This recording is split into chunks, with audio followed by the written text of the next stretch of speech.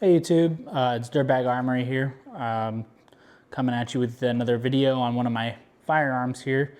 And then this was actually my first ever AR-15 I purchased a couple years ago now, but it is a budget-oriented rifle. I don't think I spent over 200 bucks on anything I have on this rifle specifically. From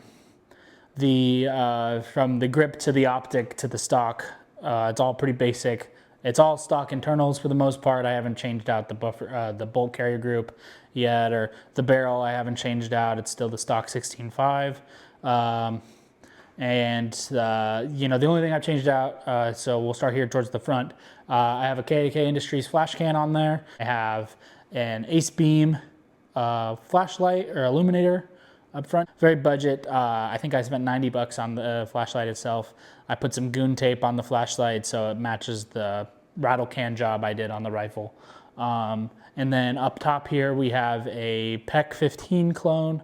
That is basically just a Chinesium PEC 15 that I think it came from an airsoft company. It has epoxied internals or whatever, so all of the electronics stay in place very well. It means they keep zero very well and stuff like that. So at least according to the reviews, I haven't used mine enough to know for sure if that's how they work, if they work or hold zero. So I'll be continuing to watch that and stuff like that. And then obviously here I have a GravTech handguard wrap or barrel wrap, whatever you want to call it. Just basic heat protection. Mainly because I live in a state where it gets really, really hot. And if I'm out shooting or something like that and I set my gun down for a little bit, it gets really hot, and touching that's not fun. And then also for another reason that I have that on there, well, as we move down the rifle, we'll talk about. But moving over here towards the grip here, we have, it's just a basic shortstop grip. I don't really know. It's just there for comfort, really. I think I just grabbed it at Cabela's or a Shields or whatever when I was around and I saw it and I said, oh, that looks kind of cool. I'll go and put that on my rifle. We have the most expensive item on the gun, which is the LPVO. I bought it off of a buddy for, I think he charged me like 200 bucks. And it came with the mount and all that stuff. And so honestly, an insanely good deal. It works great. I love it. And stuff like that. I do have, I've messed around with like magnifiers and stuff like that too. I do have right here my 300 blackout build on an Aero Precision lower. And then you guys might have seen another video or whatever, me talking about this, but it is, I did switch it from a 80% lower to the Aero Precision lower just because the 80% lower was giving me some issues. Either I didn't mill out the correct tolerances on it, but I just decided to switch out because of reliability. But I do have a magnifier on it or whatever for shits and giggles. I know I technically will, with the length of this barrel, will never use the magnifier, but we just have a basic SLS light up here. Pretty sure they're not waterproof or anything like that, so I wouldn't really recommend these for any kind of like serious build, but this is just gonna be like what you'd consider your home defense pistol. I won't say rifle because it's not a rifle, it's got a pistol brace. We got a CNC trigger on this guy, but anyways, this video is not about this gun. But I just wanted to show an example of like something I have with a magnifier on it. Moving forward, I'm pretty sure it is a Vortex LPVO,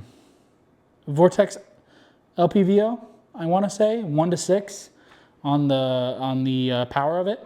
But and then back here we just have a Magpul stock, a Magpul grip, and the most interesting part of this rifle, I'd say, mil-spec trigger. But the safety selector is a little different here. We have a cross bolt safety, which is just like a push button safety. For reference, I have another firearm, Savage Arms, break action, hammer shot, rifle barrel over a 410 shotgun barrel. So double barrel rifle shotgun. I don't know what you call that specifically, but that has a push button or a cross bolt safety selector. Anyways, but the way I know it's unsafe is if it's sticking out on the left side of the rifle while you're shooting it. It's all sticking out all the way. There's 3 positions with this safety selector. We have safe, obviously. We're on safe right now. And just so you know, the barrel is clear and stuff like that. I have it set on a mag well stand. So I just wanted to clarify that. I know I don't want any of you guys screaming in my comments, oh, safety, safety. The gun is clear. We'll go ahead and do a quick little rack for you. But yeah, so it's got safety right now. It's all the way over to the left. It's sticking out towards me. I'll get you guys closer in so you can see kind of what it looks like here in a second. But it's got a middle position, which would be considered super safe, which is just it helps you get a mag empty really quick. Put it that way. It's essentially a force reset trigger. If you know anything about force reset triggers, I'm sure you guys do if you're watching this video. It just has a little lever in there that as the bolt comes by, it resets the trigger into safety, and then as the bolt comes back forward, it lets the trigger go back into a reset fire mode. So as long as you can feel that reset happen, you can pull that trigger instantly and it'll be ready to fire again. And it just assists you in pulling that trigger as long as you can have a feel for it. That's how I'll describe it. And then obviously we have our regular semi mode, which is nice. Some FRTs, they don't have your 3 positions, which it's cool to be able to have a 3-position FRT on a more budget build. I'll go ahead and move you guys closer in here so you can kind of see what the super safety looks like. And yeah, we'll go from there. And then afterwards, I believe I will be taking you to the range. And actually, before I go ahead and start showing you guys, I'm going to talk quickly about some of the issues I've had with my super safety. When I first put the super safety in this rifle, it was having issues where I'd get what I guess you'd call bolt bounce. So as the bolt would come forward, it would hit hard enough to where it would bounce back because the buffer wasn't heavy enough. And so I switched out. Right now I just have a regular mil-spec buffer in here, but I switched out to an H2 buffer, and I'd still get that like dead trigger from time, and then I'd also get this issue where it would lock up on me. So as the gun was cycling, it would just freeze and the bolt would be like drawn halfway back, and I like couldn't get it to charge. I'd have to drop the mag, mortar the gun, and it would release. And I couldn't figure out why it was doing that. You know, heavier buffer didn't fix it. You know, messing around with safety, making sure it was lubricated, things like that didn't help it. You know, I assumed maybe it's just the lower receiver I have is not nice enough to take it or something along those lines. Came across a video of someone installing their super safety, whether it was on YouTube or Odyssey, I don't remember specifically, but they had a lower, just like mine. I think it was a PSA lower, not a Radical Arms, but I'm gonna say that's gonna be pretty similar quality there, just because it's very similar price point.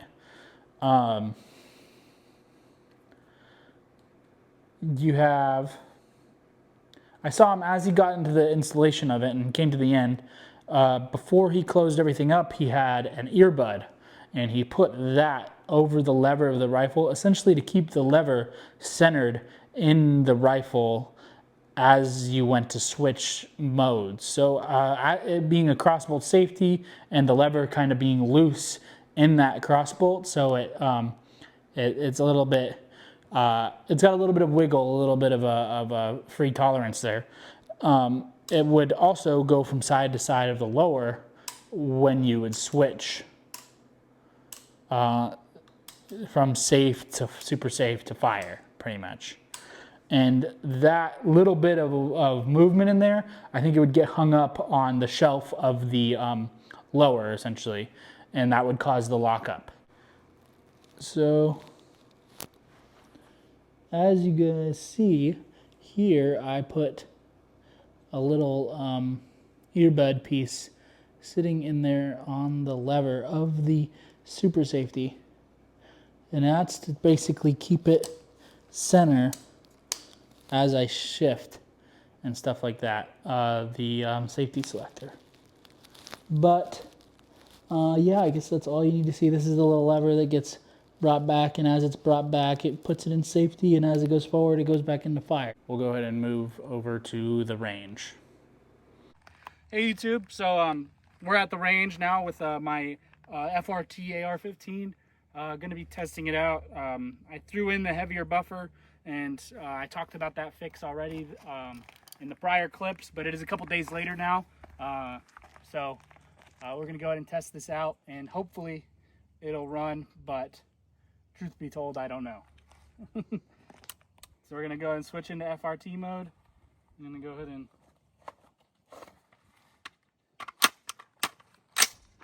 drop the mag in the gun.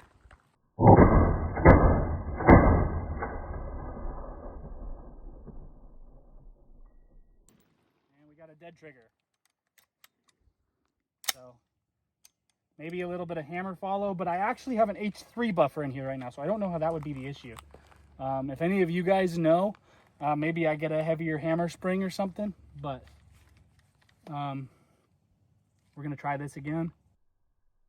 Got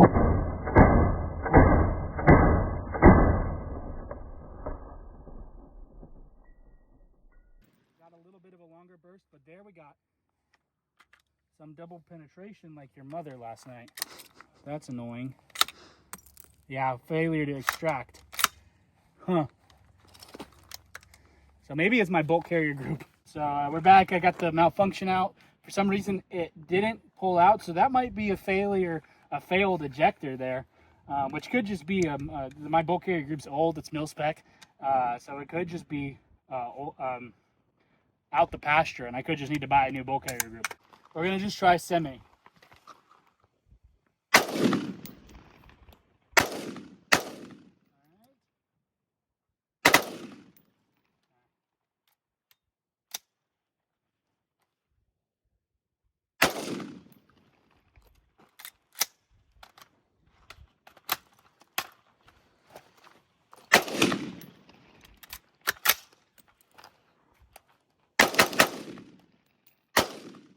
Man, it really sucks. It functions in semi just fine. I dropped an H3 buffer in there. Maybe I switched to an H2, but yeah, I'm not sure. It's really unfortunate, but you know, we'll keep trying because I really want it to work. And then if it doesn't work, shit, I'll throw the super safety in something else and just put a little nice trigger in this guy. But anyways, that's it for the video. Thanks for watching. If you made it all the way through the video, subscribe if you like the channel and you want to see more content like this.